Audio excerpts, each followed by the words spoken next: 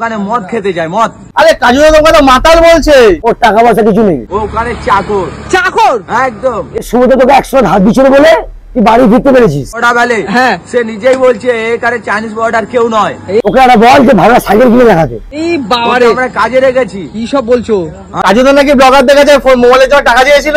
হ্যাঁ চেয়েছে তো ভিখারি। বলছি শুভদার নিজস্ব কোনো দোকান আছে তুমি তো জানো?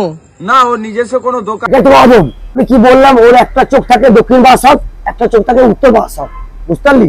ওই দোকানের কর্মচারী আমার নিজের প্রোফাইলে তুমি অ্যাড করলে তুমি বুঝতে পারবে। এরা মাল না, ওর মাথা চেহারা তেড়ে গেছে। ওখানে মদ খেতে যায় মদ।